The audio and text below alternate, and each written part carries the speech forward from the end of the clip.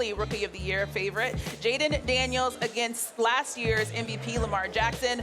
Both quarterbacks have wowed on the field and have their teams sitting in first place. All right, Stephen A., I'm going to start with you on this one. Would Jayden Daniels or Lamar Jackson benefit more from winning this game? Well, me personally, I'm going to say that Jayden Daniels. I mean, you go out there and you outplay Lamar Jackson. You put the DMV on notice. This ain't the only brother that's got some skills in these parts. You want to make that kind of noise, and obviously it elevates the relevancy of the Commanders. Because let's face reality, they ain't been that relevant in a very long time. RG3 was there as a rookie. He was lights out until he damn near got his leg amputated from that Haloti hit. Okay, and he's never been the same since then. Kirk Cousins comes in there and he makes you respectable, but in the same breath, they made no postseason noise.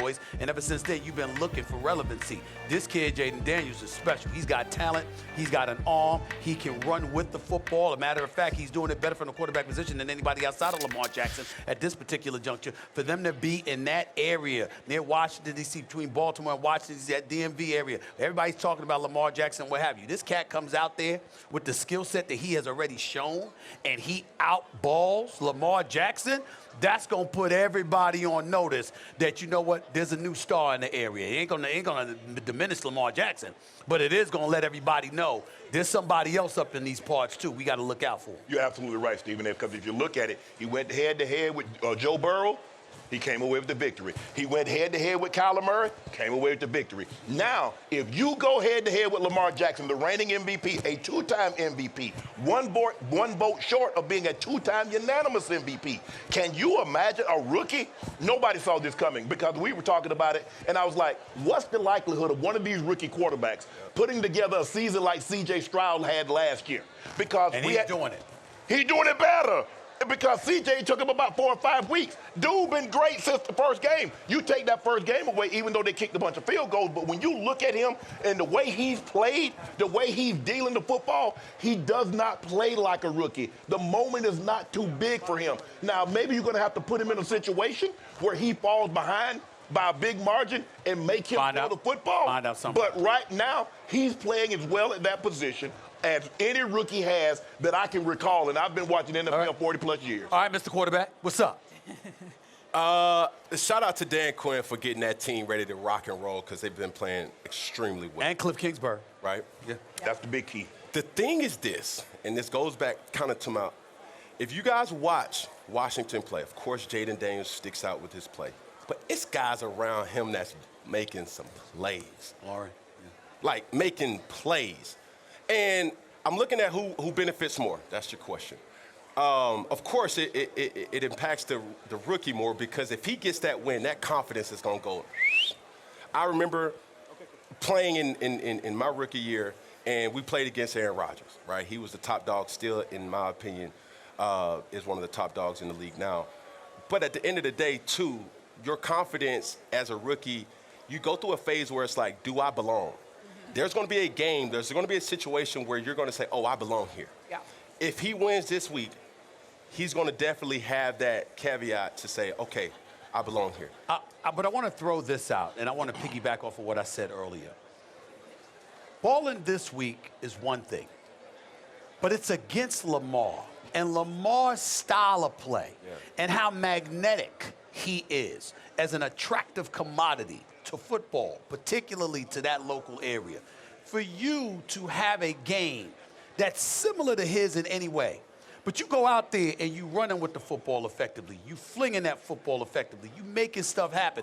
Let's say, for example, they lose, Washington, but they lose the way Cincinnati lost last week against Baltimore, and it's like a damn shootout. And Jayden Daniels shows out. We're still going to be looking at him and going like, damn. This brother's something. He showed up. You understand the eye of the storm is on him because everybody's looking at him now because that cat on the opposite side of the field of Lamar Jackson, and you balling like that, it's going to say something about him. Big time. You hear the stories, Cam. He's the first one in. He's there at 4 a.m. He's getting his lift in. He's watching film. He's the last one out of the building. He gets it. These guys now, a lot of these guys, Cam, they come to your camps, they go to these 7 camps, and they have professional coaches them in high school. He got 55 starts in college. That's a lot of starts. And a lot of different teams. But his mindset, he's like, look, I want to be the best Jayden Daniels, not the next such and such. Yeah. Right. He gets it. And the way he's preparing is like, I've accomplished anything, but I know what it takes. I know where I want to go. And to hear his teammates talk about it, he doesn't make the same mistake twice. If he has a bad day, he comes back tomorrow and the next day is better. Coming in early, staying late. That's the mark. That's what you heard about Brady. That's what you heard about Manning. That's what you heard about all these other, the Patrick Mahomes. He's special. He's special because he can do it a multitude of ways. He's a guy that can run, but he already runs out of necessity. Can we stop with the comparisons here? Like the Lamar and Jayden? No, I am comparing them. No, not you. Yeah. But there's even Jayden had to say it. Like, don't compare. Like, Lamar is in his own Rail. Right, his own realm.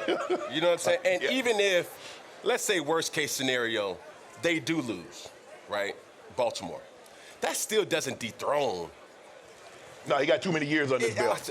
And too much impact. Yeah. Right. Like, granted, of course, for Jayden Daniels, it would do astronomical to his confidence level. But the truth of the matter is this. When you see what Lamar Jackson has been able to do, that type of cohesion, and it's developing in front of our eyes. How will Derrick Henry fit in? How would Lamar and Derrick Henry kind of attack defenses? We're seeing it, right? With the Commanders, it's more or less like, okay, can he keep it up? Yes. We aren't used to. I mean, obviously the C.J. Strouds of the world, the Andrew Lucks, and the RG3s of the world. Okay. We're not used to seeing quarterbacks perform this well this early. Right. Correct. Which is why I would say this, and I know we got to go. Yeah. That's why the comparisons, you're not really comparing him to Lamar. Yeah. But you're basically saying if he goes out there and shows that he belongs Yeah. on the same field as Lamar Jackson, Right. that's what you're saying. We don't want to That's see him what it blink. is. Yeah.